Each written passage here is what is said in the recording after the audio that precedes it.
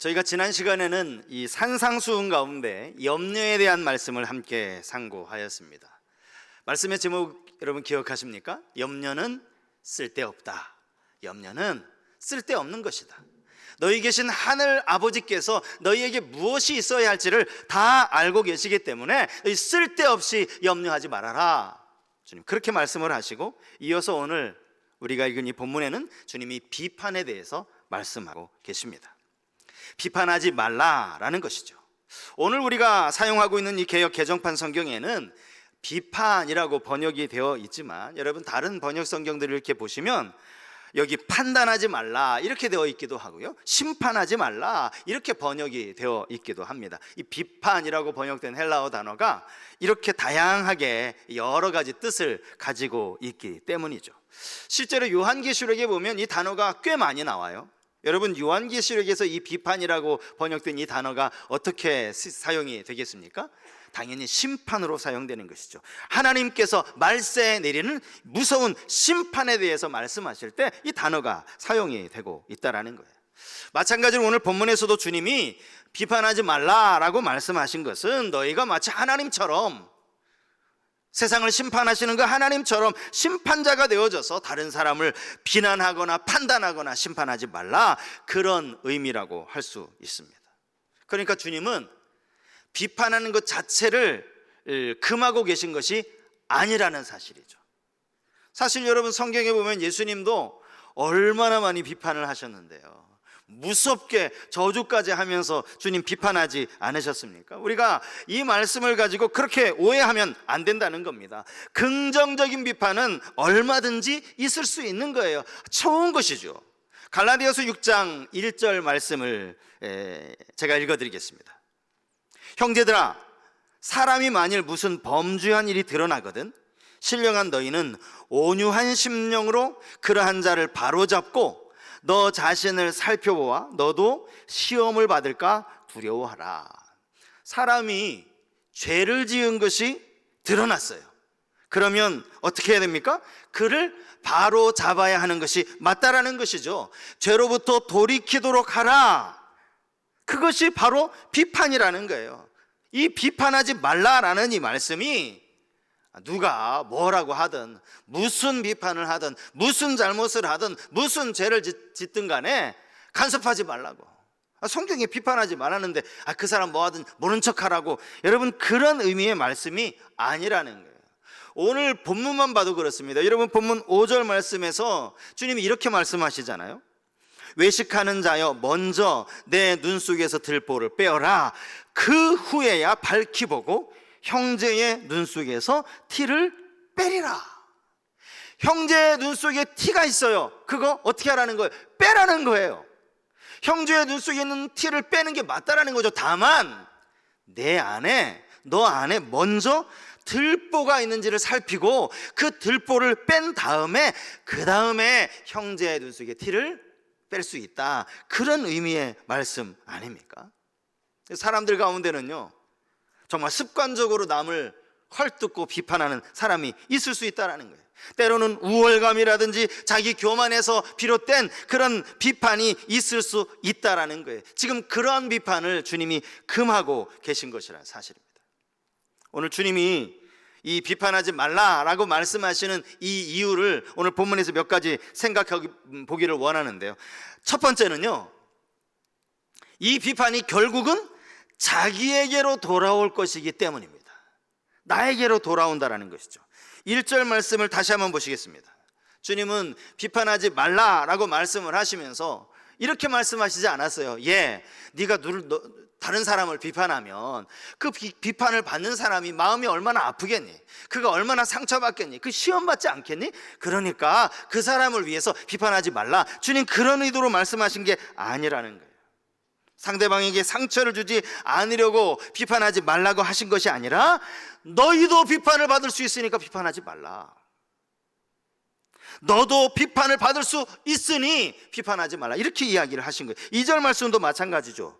너희가 비판하는 그 비판으로 너희가 비판을 받을 것이요 너희가 헤아리는 그 헤아림으로 너희가 헤아림을 받을 것이니라. 여기 비판이라든지 헤아림이라든지 사실 같은 의미의 말 아닙니까? 이것을 두 번 반복해서 지금 사용하고 계시는 거예요. 다시 말하면 비판하는 너희도 반드시 비판을 받을 것이라는 그러한 말씀입니다. 제가 말씀을 준비하면서 이제 자주 보는 게 이 관주거든요. 옛날에 우리 관주 성경이라고 이 성경 구절과 연관된 성경 구절을 이렇게 작은 글씨로 성경 구절만 적어놓은 책들이, 성경책들이 있지 않았습니까? 1절의 관주를 제가 찾아보니까 여기 사사기 1장 7절에 나오는 거예요. 사사기 1장. 지금 복음서에 대한 말씀인데 왜 뜬금없이 사사기 1장 7절을 이 관주라고 적어 놓았는가? 제가 찾아봤어요. 이 말씀입니다. 아도니베섹이 이르되 옛적에 70명의 왕들이 그들의 엄지손가락과 엄지발가락을 잘리고 내 상 아래에서 먹을 것을 줍더니 하나님이 내가 행한 대로 내게 갚으심이로다 하니라. 무리가 그를 끌고 예루살렘에 이르렀더니 그가 거기서 죽었더라. 여러분, 사사기 1장 내용이 어떤 내용인지 아시죠? 이제 가나안 정복전쟁, 커다란 전쟁이 다 끝나고 이제 소소한 전쟁, 여전히 남아있는 가나안 족속들을 이제 계속 전쟁에서 물리치는데 여기 이 아도니베섹이 등장을 해요. 사사시대 아도니베섹은요, 이 가나안 왕이었습니다. 유다 지파에 의해서 정복당한 가나안 왕이죠. 유다 지파가 이제 전쟁에 승리하면서 이 나라를 이제 이겼는데 왕 아도니베섹이 막 도망을 치는 거예요. 그래서 그 아도니베섹을 붙잡습니다. 붙잡아서는 그의 엄지손가락, 엄지발가락을 잘라요. 그 이야기가 6절에 나오는 이야기입니다. 오늘 제가 읽어드린 7절 말씀은 아도니베섹이 스스로 자기 혼자 독백하는 내용입니다. 내가 예전에 정말 잘 나갔을 때, 그때 꽤 잘 나갔을 때 70명의 왕들을 내가 다 붙잡아다가 그들의 엄지손가락, 엄지발가락을 잘랐던 적이 있는데, 지금 내가 그것과 똑같이 갚는구나. 하나님이 나에게 이렇게 갚으시는구나. 왜요? 자기도 지금 엄지발가락, 엄지손가락 잘렸잖아요. 그 얘기를 하고 있는 거예요. 비판도 마찬가지라는 거예요. 내가 누군가를 향해서 비판하는 그대로 나도 역시 똑같은 비판을 받게 된다라는 말씀이죠. 그래서 제가 오늘 말씀의 제목을 비판의 부메랑이라고 정했어요. 여러분, 부메랑이라는 게 뭔지 아시죠? 부메랑 사진을 한 장, 다 아실 테지만 사진을 한 장 가지고 왔어요. 이게 부메랑입니다. 원시 사회에서 이 부메랑은요, 주로 사냥을 위한 용도로 사용이 되었다라고 합니다. 저렇게 이제 부메랑이 기역자로 구부러져 있어가지고요, 저걸 이렇게 공중으로 멀리 던지면 잘 날아갑니다. 근데 잘 날아가다가 어느 순간 턴을 해가지고 자기에게 돌아오는 거예요. 이게 부메랑입니다. 부메랑. 비판이라는 것을 내가 지금 상대방을 향하여 비판을 했는데 어느 순간 그 비판이 자기에게 돌아온다라는 그런 의미에서 비판은 부메랑과 같다라는 것이죠. 그래서 비판하지 말라고 말씀을 하는 겁니다. 로마서 2장 1절 말씀에서 바울이 이렇게 이야기합니다. 그러므로 남을 판단하는 사람아, 누구를 막론하고 내가 핑계하지 못할 것은 남을 판단하는 것으로 내가 너를 정죄함이니 판단하는 내가 같은 일을 행함이니라. 여기 판단도 오늘 본문에 사용된 비판과 같은 단어예요. 같은 단어입니다. 바울이 지금 똑같은 이야기를 하고 있는 거예요. 남을 판단하면서 너도 똑같은 일을 행하고 있지 않느냐? 그러니 너는 너 스스로를 정죄하는 것이다. 우리는 언제나 남을 판단할 때 나도 똑같은 판단을 받을 것이라는, 반드시 받게 된다는 사실을 기억해야 한다는 거예요. 다윗이요, 우리아의 아내 밧세바를 보고 결국 우리아를 전쟁에 죽이죠. 전쟁의 선두에 서서 결국 칼에 맞아 죽게 만들어요. 그리고 나서는 그의 아내 밧세바를 자기 아내로 드립니다. 그 이후로 이제 나단 선지자를 하나님이 보내셔요. 나단 선지자가 다윗에게 찾아가서 이런 이야기를 들려줍니다. 한 성읍에 두 사람이 살고 있었습니다. 한 사람은 부자였고 다른 한 사람은 가난했습니다. 부자는 소와 양이 너무 셀 수 없을 만큼 많았습니다. 그런데 이 가난한 사람은 암양 새끼 딱 한 마리, 그게 전 재산이었습니다. 그 암양 새끼는 이 가난한 사람에게 마치 자기 딸과도 같았습니다. 애지중지. 그런데 어느 날 나그네가 부자를 찾아왔어요. 그런데 이 부자는 자기 집에 이렇게 소와 양이 많은데 자기가 가지고 있는 가축들 중에서 어느 것 한 마리를 잡으면 될 것을 가난한 사람을 찾아가서 그가 가지고 있던 그 암양 새끼를 빼앗아 가지고 와서 그 암양으로 음식을 해서 나그네를 대접했습니다. 여기까지 다윗이 이야기를 듣자마자요, 다윗이 화가 머리끝까지 치솟았습니다. 아니, 그런 놈이 다 있다고? 그러면서 그거 뭐라고 얘기했는지 아세요? 여호와의 살아계심을 두고 맹세하노니 이 일을 행한 그 사람은 마땅히 죽어야 한다. 마땅히 죽어야 한다. 이 말이 끝난과 동시에 나단 선지자가 이야기하죠. 당신이 그 사람이라. 바로 다윗이 그런 사람이라는 거예요. 지금 다윗이요, 부메랑 맞은 거예요. 부메랑. 다윗이 던진 이 무서운 저주의 말이 결국 자기에게 돌아오고 말았다라는 것이죠. 자기가 행한 일이 무엇인지도 몰랐기 때문에 그 사람을 판단하고 그 사람을 비판했던 것 아닙니까? 우리 모두가 다윗과 같은 사람이 될 수 있다라는 거예요. 다윗이 이야기 속 주인공이 자기인 줄 알았더라면 그렇게 말했겠습니까? 부끄러워했겠죠. 우리도 얼마든지 그런 다윗과 같은 부끄러움을 받을 수 있다라는 사실, 그게 너희가 비판하는 그 비판으로 너희가 비판을 받을 것이다, 이 말씀이에요. 그렇기 때문에 우리는 비판하지 말아야 한다는 거죠. 주님이 비판하지 말라고 말씀하시는 두 번째 이유가 있습니다.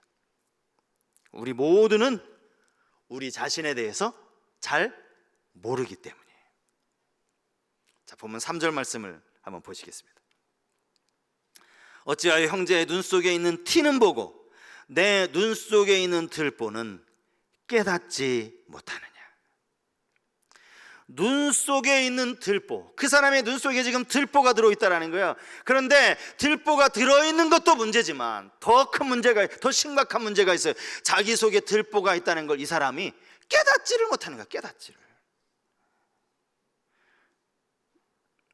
여러분, 주님은 지금 티와 들보를 비유하고 계세요. 여러분, 티가 뭔지 아시죠? 먼지가 티예요. 들보는요, 아실 거예요. 이런 어떤 벽이라든지 지붕을 지탱해주는 아주 커다란 나무를 우리가 들보라고 부릅니다. 이 말도 안 되는 얘기죠. 어떻게 들보가 눈 속에 들어가 있을 수 있겠어요? 그런데 자기 눈 속에 이 들보가 들어앉아 있는데 정작 본인은 그걸 전혀 알지 못하는 거예요. 그러면서 남의 눈 속에 있는 저 티 하나 빼주려고, 아이고 저거 좀 빼줬으면 좋겠네, 저거 빼줬으면 좋겠는데, 자기 자신 안에 들보가 있는 줄을 모른다는 거예요. 여러분, 이걸 제3자가 보면요, 이거 참 우스운 일 아닙니까? 아, 참나, 어떻게 저런 일이 다 있을 수 있지? 아, 자기 속에 지금 들보가 있는데 그거는 뺄 생각을 하지도 않으면서 남의 눈에 티를 자꾸 빼주려고 하니까 말이죠. 앞에서 주님이 하신 말씀은요, 너도 비판한 만큼 똑같이 너도 비판을 받아, 그런 의미의 말씀이었다면, 오늘 이 두 번째 말씀은요, 내가 비판하는 그 상대방보다 내가 훨씬 더 큰 문제를 가지고 있다, 그런 이야기를 지금 하고 계신 것 아닙니까?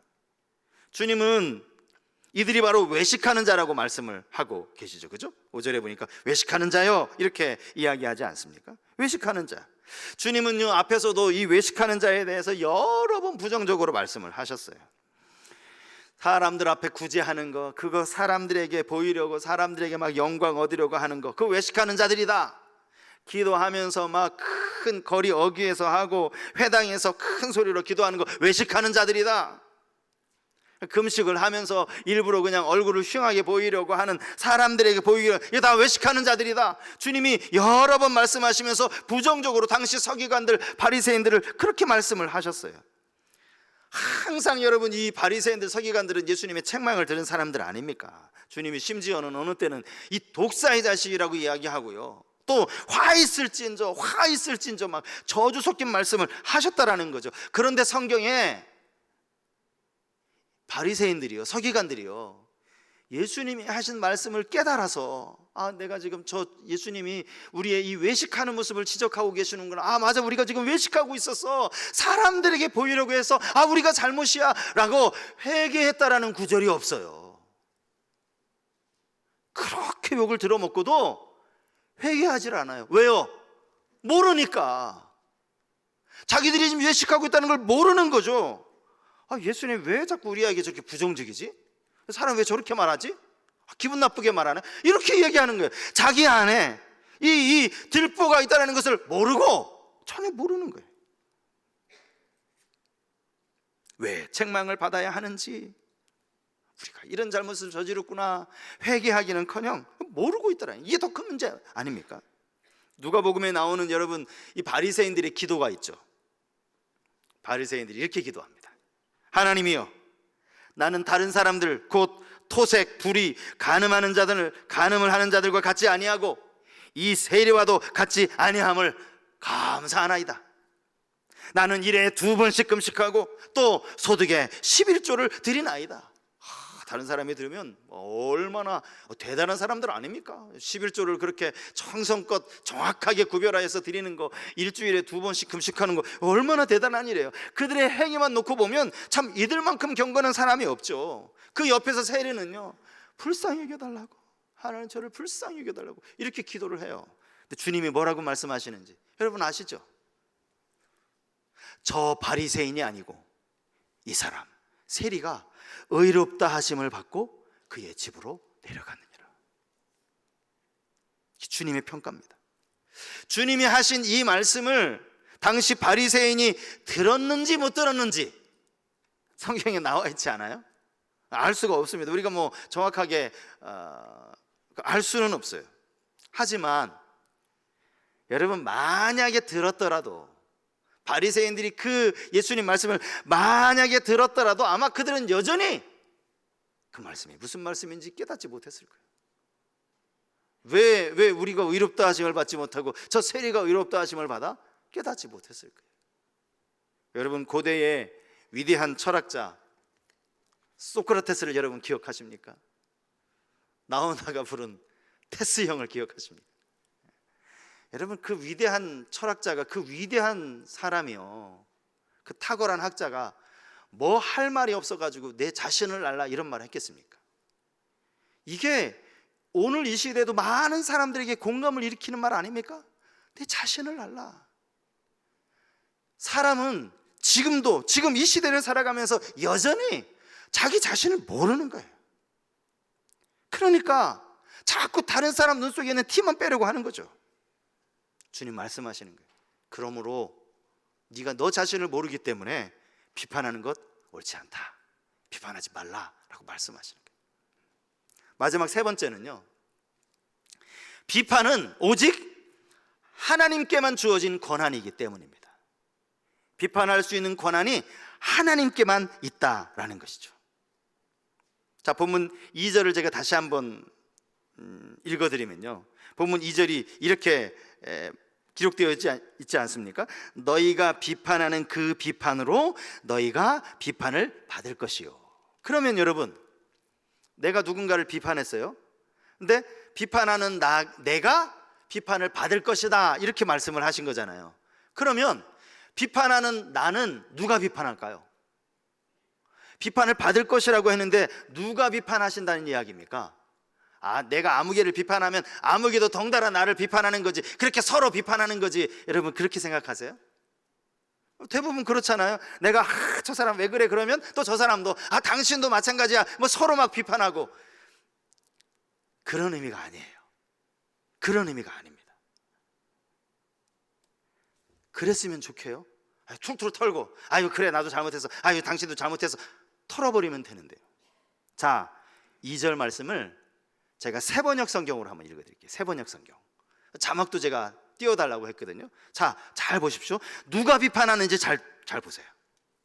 너희가 남을 심판하는 그 심판으로 하나님께서 너희를 심판하실 것이요, 너희가 되질하여 주는 그 대로 너희에게 되어서 주실 것이다. 여기도 하나님께서라는 말이 숨겨져 있는 거죠. 자, 내가 누군가를 막 비판을 하면 저 사람도 덩달아 나를 비판하는, 그게 아니에요. 내가 비판을 하면요, 나를 비판한 분이 누구라고요? 하나님이 비판하신다는, 하나님이. 진정한 의미에서 심판자는, 비판자는 하나님 한 분뿐이시기 때문이죠. 로마서 2장 말씀, 제가 1절 말씀을 앞에서 읽어드렸는데 2절 3절 말씀도 한번 여러분 잘 들어보시기 바랍니다. 2절 3절 말씀이요.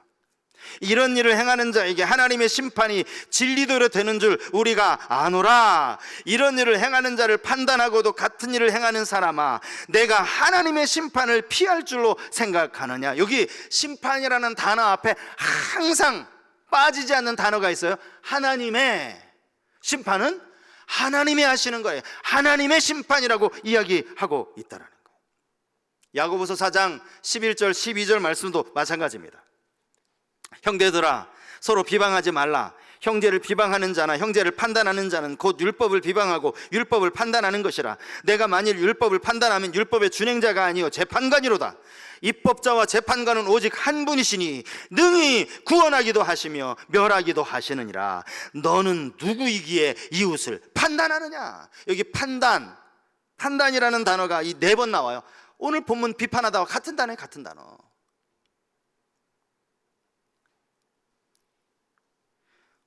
판단자가 누구라고요? 재판관이 누구라고요?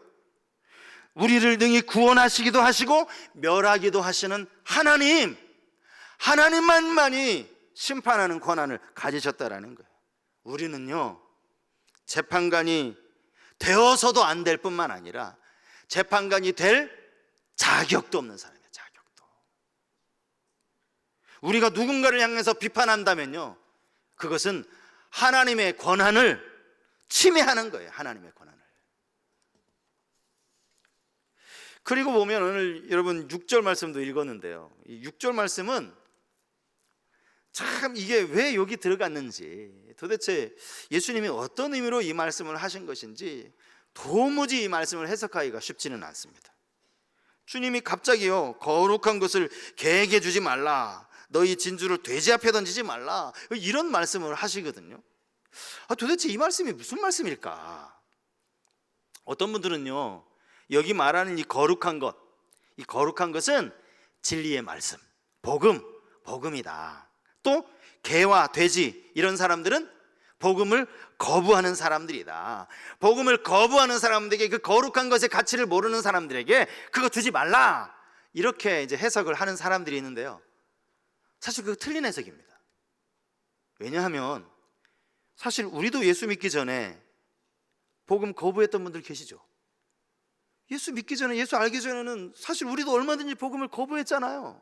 아이고, 예수가 뭐야, 그 교회 그거 뭐 하는 거야, 거부했잖아요.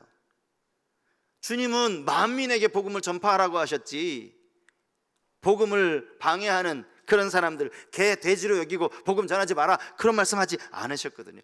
사실 6절 말씀도 이 비판이라는, 주님 계속 말씀하신 이 비판이라는 맥락으로 이해할 필요가 있다라는 거예요. 주님이 이것이죠, 계속 비판을 말씀하시잖아요. 비판이 전적인 하나님의 권한임에도 불구하고 마치 자기가 재판관인 것처럼 끊임없이 남을 비판하기 좋아하고 그것을 멈추지 않는 이들을 향해서 주님이 하신 경고의 말씀이에요. 경고의 말씀. 그래서 여기 누구를 가리켜 개라고 말씀하시고 누구를 돼지라고 말씀하시느냐? 첫째는 바리새인들이죠. 왜냐하면 외식하는 자들이었으니까, 복음을 받아들이지 않는 자들이었으니까. 그리고 뿐만 아니라 더불어서 자기 안에 있는 들보는 보지도 못한 채 계속 남 비판만 하는 사람, 이 사람들이 개나 돼지라는 그런 의미, 이 경고의 말씀이라는 거예요. 오늘 우리가 읽은 이 본문 말씀은 아시는 것처럼 공동체를 향하여 주신 말씀입니다. 예수 그리스도께서 오심으로 인해서 이 땅에 이제 새로운 언약 공동체, 새 언약 공동체가 세워지지 않았습니까? 하나님을 아버지라고 섬기는 하나님의 자녀들, 천국 백성들이 이제 세워졌어요. 그들이 함께 더불어 살아가는 그 삶 속에서 정말 조심해야 할 것, 주님이 한 가지를 말씀하신 게 그게 뭐예요? 비판하는 거, 비판하는 거. 얼마나 많은 교회들이 주 안에서 우리는 하나라고 고백을 하면서 또 서로를 비판하면서 상처를 주는지 모릅니다. 오늘 이 말씀은 이 땅의 교회들에게 주시는 말씀이에요. 끊임없이 싸우는, 그런 교회들에게 주시는 무서운 경고의 말씀이라는 거예요. 상대를 판단하는 우리 안에 들보가 있다는 사실을 깨닫는 것, 저는 이게 은혜라고 생각합니다. 들보가 있는 것을 깨달으면 빼내면 되잖아요. 여러분, 들보를 빼내라는 의미가 뭐겠어요? 회개하라는 거죠. 죄를 깨닫고 회개하라는 것이죠. 그러면 남의 눈 속의 티를 뺄 수 있다라는 거예요. 여러분, 지금도 제가 아마 초창기에 이 말씀을 한번 드렸는데, 지금도 제 목양실에는 이 문장 하나를 이렇게 액자에 담아서 책꽂이에 꽂혀져 있습니다. 이렇게 그냥 제가 프린트한 거예요. 컴퓨터로 프린트해서 액자에 끼워 넣은 겁니다. 덜 논리적이면서 더 사랑하라. 막 논리 따지고 그러기보다 더 사랑하라. 우리 가운데 논리를 주장할 만큼 자신 있는 분이 누가 있습니까? 우리는 누구를 비판할 수 있을 만큼 그런 깨끗한 존재가 아니라는 사실이죠. 제가 성서교회 2016년도 그때가 10월이었습니다. 아직 이 교회 이제 부임하기 전에, 아마 그때 주일 오전 예배를 제가 이제 선보는 설교를 했던 기억이 있습니다. 그때 제가 에베소 교회 이야기를 하면서 주님이 에베소 교회를 책망하신 말씀을 드린 적이 있어요. 요한계시록 2장 4절 말씀이었습니다. 그러나 너를 책망할 것이 있나니 너의 처음 사랑을 버렸느니라. 아니, 에베소 교회가 어떻게 하다가 처음 사랑을 버렸습니까? 에베소 교회 안에 거짓 사도들이 많았기 때문입니다. 교회를 어지럽히는 악한 자들이 많았어요. 그들의 잘못을 드러내야 하고 교회를 진리 가운데 잘 지켜야 하다 보니까 어쩔 수 없이 사람들이 무슨 말을 하면 저 말이 진실이야? 저게 어떤 의도로 하는 말이지? 교회를 깨트리려고 하는 말 아니야? 저 누구를 비판하는 말, 당을 지으려고 하는 말 아니야? 진리에서 어그러진 말 아니야? 라고 생각을 하면서 사람들이 하는 말을 분석하기 시작했어요. 누가 무슨 말을 하든 경계하기 시작한 겁니다. 그러면서 서서히 그들이 그렇게 해서 진리는 지켰는지 몰라도 성도 안의 사랑, 주님을 향한 첫사랑까지 식어지고 말았던 겁니다. 주님이 에베소 교회에 뭐라고 경고했는지 아십니까? 회개하지 않으면 촛대 옮기겠다. 촛대 옮기겠다라는 말씀은요, 내가 더 이상 너희 교회에 함께하지 않겠다라는 말씀입니다. 촛대를 옮긴다는 것은 하나님의 영광이 떠나는 교회라는 그런 의미 아닙니까? 건물만 남아있는 죽은 교회, 하나님의 영광이 더 이상 있지 않은. 여러분, 이게 얼마나 무서운 경고입니까? 논리보다 더 중요한 것이 사랑이라는 말씀입니다. 그때 제가 그렇게 설교를 하고 아마 몇몇 분이 제게 이렇게 말씀을 하셨던 것 같아요. 교회에서 정말 중요한 것이 사랑이라는 걸 다시금 깨달았습니다. 교회에서 정말 중요한 게 목사님 말씀처럼 사랑인 것 같습니다. 그 후로 벌써 제가 이 교회 6년 차 매 주일마다 하나님의 말씀을 전하고 있습니다. 지금 우리 교회는 이 사랑을 여전히 붙잡고 있는지, 비판하는 거 좋아하고 남의 눈 속에 무슨 티가 있나 살피는 우리의 모습은 아닌지 우리 자신을 한번 돌아볼 수 있길 바랍니다. 여러분, 이번 주부터 소그룹 모임이 시작되죠. 정말 우리가 주 안에서 하나라는 것을 깨닫는 그런 소그룹이 되었으면 좋겠습니다. 물론 분명히 우리는 영적인 분별력을 가지고 살아가야 합니다. 그러나 우월감이라든지 부정적인 시각으로 남을 비판할 것이 아니라 그리스도의 사랑을 함께 나누는 그런 건강한 소그룹, 건강한 모임이 될 수 있기를 주님의 이름으로 간절히 축복합니다. 이 시간